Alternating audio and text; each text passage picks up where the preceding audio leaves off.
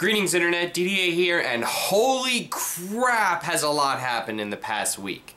I mean, we got new CRDs, we got card previews coming out now for the Vengeance set, the next Dragon Ball Z trading card game set, so of course, we here at Random Number Gaming are amped up, ready to go to release reaction videos and opinion videos for you guys, the viewers. So if you didn't already know, Panini released its updated CRD, 4.3 CRD, and this update to the current rulings document had 4 major changes that are gonna massively affect the current metagame. Just a little side note, I think it's kind of funny that they iterated a 0.1, because this is probably the most impactful CRD that they ever released, and it was just kind of like salt in the wound saying it wasn't even worth a major revision. You know, we're not going to go to 5.0, we're going to go to, you know, 4.3. It's just minor, don't worry about it. We're going to go over these in order and what I think are going to be the biggest changes, the most impactful changes to the metagame. So starting off with number 1 here, we got Smoothness Drill is limit 1 per deck now. For the 2016 OP season. Now this change is unprecedented because it actually created a new section in the CRD, you know, for cards that are created a sort of kind of official banned, limited, and restricted list for the game. We didn't have one of those before. So it took 5 sets for you guys to create a banned or restricted list, so, you know, big thumbs up to that one. But this is my favorite change in the CRD and probably the one that I think is going to have the most effect on the game, because it doesn't just affect one MP, it more so affects the entire style. However, it does affect one MP the most, and that, of course, is Krillin.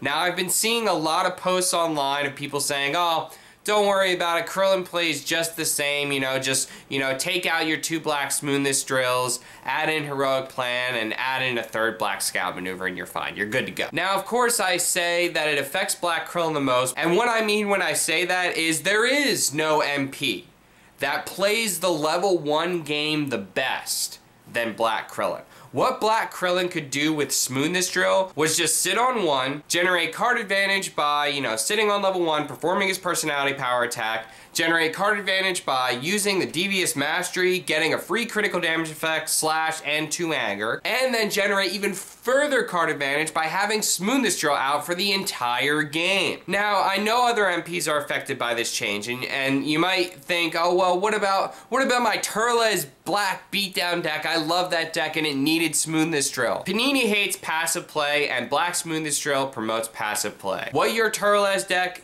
probably did was enter combat a lot. It couldn't really make the most use of Black Smoothness Drill. If it wanted to go aggressive, you have to pass in order to generate Smoothness card advantage. A lot of other people have said, well, you know, Black Smoothness Drill, it wasn't limited in the old game.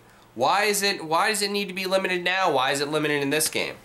Well, if you just compare the card advantage between the old game and this game, you see clear differences. Let's forget about the mastery, like the Saiyan masteries that drew cards. We shouldn't, because Saiyan doesn't have a mastery in this game that draws cards. If it did, it would be a lot different of a metagame. But, you know, just alone there's one, you know, Saiyan in the old game had a mastery that drew 2 cards. And it doesn't have it in this game. But even further than that, there was way more card advantage in the old game compared to this game. You know, blocks. You know, there were 9 Omni blocks. 9 blocks in the old game. I mean, I'm just guessing, but it's around 9. 9 blocks in the old game that, when you used, they blocked all your opponent's attacks. Well, or all physical or all energy attacks. A block that's worth 3 cards. There were cards like Saiyan Gut Kick that, if it hit, you drew 3 cards. The Dragon Balls drew you more cards. Dragon Ball 3 drew you 3. Dragon Ball 5 drew you 2 cards. There were cards like that just got you instant card advantage, like Energy Lob and Fatherly Advice. There is no comparison to card advantage between these 2 games. So Smoothness Drill, being that it was a step above, it was on its own. It was on its own plateau. There's not much card advantage in this game, and Smoothness Drill is the best. It's the creme de la creme. It gives you choices. It lets you keep 2 cards. Black Krillin was able to keep 2 cards in its hand that was instant, unstoppable damage. You know, keep a disc and a foreshadowing. Keep 2 discs. Keep a disc and a choke. You know, it was just able to overwhelm the opponent every game, and what a 3-copy Smoothness Drill did, is not so much the first turn drop. Is this nerf gonna reduce the first turn drop? Yes, it will. But that's not the main reason that they limited it to 1 per deck. The main reason they limited it to 1 is because when you remove it, now you don't have to worry about it anymore. And quite often, you know, when Black Smoothest Drill is on the field, it cripples you. You have to get rid of it. You have to. So if you do get rid of it, if you enter combat, you're like, okay, I drew my orange stare down. I'm gonna enter combat and remove that Black Smoothest Drill. You know, you enter combat, you remove Black Smoothest Drill, you take a little bit of damage, next turn the opponent plays another Black Smoothest Drill down. And that's the main reason why they limited it to 1 per deck. So personally, I'm in love with this change, and the main reason why I'm in love with it is because of deck building. Because when you built a black style deck, you felt like you had to put Black Smoothest Drill in there. It was like building a red deck without red relaxation. It's like you felt dirty inside by not playing that card. You know, now that Smoothest Drill is limit 1 per deck, sure, they're gonna have the control deck still. You're gonna have control decks that play Heroic Plan, make sure they get out the Smoothest Drill early and generate that advantage for them. But you're also gonna have the leveling decks now, the black leveling. There's a lot of black leveling and it's good. But it was kind of counterintuitive before. You felt like you had to play Black Smoothest Drill, which was a drill discarded when you level up. And then you want to level. Do you want to level? Do you want to keep out your Black Smoothest Drill? Basically, playing against another black deck that didn't level, you automatically lost the game. So as far as you know, deck building is concerned, just the health of this game, Black Smoothest Drill limit 1, totally on board, Panini. I hope you fully implement this change. Don't, you know, revert the change. Black has enough tools. It has enough good stuff. It has command, declarations, an amazing card. You know, it has Black Searching Technique, Black Scout Maneuver, Black Reflection. There are so many good cards in black. It doesn't need Smoothest Drill. We still have it at 1. You're still going to get it out, and it's still going to be good. You're just not going to be able to... There was no disadvantage. The damn thing had endurance, people. There was no disadvantage to running this damn card at 3 copies. Now you can't, okay? Now, once you remove it, it's gone forever. And of course, the next biggest change that we got here from Panini is the nerfing of Cell level 4. Now, his non-instant power, so not the when entering combat power, is once per game. So you can actually only de-level your opponent and yourself once per game. I love Panini for this change. I don't think many people saw this coming. I really don't. A lot of people thought that they were going to nerf Cell level 3. And if you watch my OP Loop OP video, I talk about how they shouldn't nerf Cell level 3. And I stand strongly on that stance today. I mean, Panini didn't nerf Cell level 3, and there's a reason for it. Because the other styles take a longer to get to the level 3 than Namekian does. Namekian was the problem child. That was the style that there were issues. Because it was able to get to the level 4 in the first or second combat. And then it was then able to use that jump between 4 and 3, you know, 2, 3, 4, 5 times a game. The level 3 alone is a really powerful ability, but I've said before that tons of personalities in the game have extremely powerful level 3 abilities. I mean, my god, look at Brawly, people. The overtuned portion of Cell is the interaction between his 4 and 3, and nerfing the 4 was the right move. Because again, it only really nerfs Namekian. Cell is actually generating you between 3 and 4 cards of advantage from those 2 abilities. You know, you're getting a card when entering combat with the 4. You're de-leveling the opponent. So that right there is almost an extra card of advantage. You're performing your level 3 ability, which is a 7 life card, unpreventable attack, banishing 5 cards, and leveling. So it's like 3 or 4 cards of advantage you're gaining from just your 4 and 3 power. Dealing with this once per game is fine. You know, that's what Cell does. And if you think about it in the show, Cell only de-leveled, quote unquote, once. He only went back to his stage 2. He never went fully back to his, you know, stage 1. Namekian obviously is going to feel the most impact by this change because it's not going to be able to use the level 4 power 4 times a game anymore. The other styles may not even notice. Like, they're going to notice, don't get me wrong, like, it's going to affect them. But some games it won't. Some games, you know, you're going to seal the game on that turn that you de-level and use your level 3 power for a second time. This is going to massively shift what cell decks are actually used in the game. In my opinion, you know, the Namekian deck was at the top. It was at the far end, you know, way far end of all the other cell decks. Now everything has changed. Now, in my opinion, I think, number one, we have Saiyan, and I'm not just saying that because, you know, I love Saiyan style. But number one, we have Saiyan, mainly because it's going to use the level 2 the best. The level 2 the best. That's what I feel. The level 2 is actually really good, people. It's actually really good. That +1 stage is really strong, and stage locking the opponent out of personality powers, out of, you know, things like Playful Punch. So we have Saiyan, then probably black or red, I'm thinking. Black mainly because of the extra damage, and now that black smoothness drill is limit 1 per deck, you can level with Cell and not feel bad about it. But mainly because of the extra damage on his level 3 ability. Red, mainly because of the extra drawing, and it has so many D-level abilities that you're gonna be able to use that level 3 power almost willy-nilly, like freely, as much as you want. After that, we'll probably have Namekian. You know, it's still gonna be a good style. It's still gonna get, you know, hybrid defense. You know, Hurried Quest is an amazing card. Aerial Knee, people talk about how strong Aerial Knee is in Cell. I think it's pretty strong, like okay. I never thought it broke Cell in any way. It's a good card. You're still gonna be able to use those good cards. But it dropped out a lot. I feel like, you know, black, red, and Saiyan all jumped in front of Namekian in terms of power. And you can almost consider Restored Cell annihilated, killed in the metagame from these changes. And not just because of this change, guys, as we're about to go over in just 1 second. So the third is the nerfing of Namekian Flinch. Oh my god, guys. How long have we been waiting for this?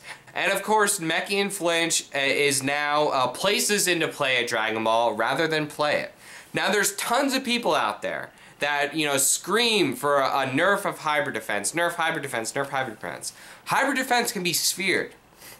Hybrid defense can be shut out by things like Saiyan Domination, by Combine Blast. But Namekian Flinch, I think they had to like raise up the card type in order to fit all the damn text on Namekian Flinch. It's like, if you rejuvenate, it does this amazing thing. If you use it, and it does this amazing thing, and then it does this also awesome amazing thing. There were a lot of people that were surprised by the Namekian Flinch change. I personally wasn't, because I played physical decks since set 1.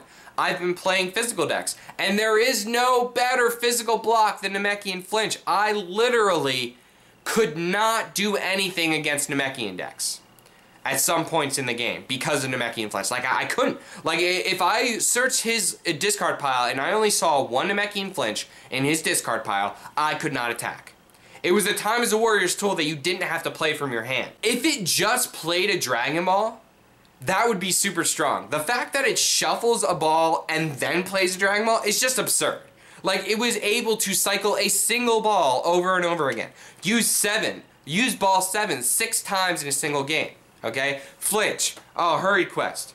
Oh, discard this for my mastery. Oh, flinch. Oh, do bullshit. Just, you know, mill 19 cards. Namekian Flinch literally gave you every answer that you wanted in a card. You could de-level, you had board control, you had card advantage, you had, you know, you had rejuvenation, you could put cards back into your deck. You want to talk about how hybrid defense is overpowered? Namekian Flinch was hybrid defense with ball 7.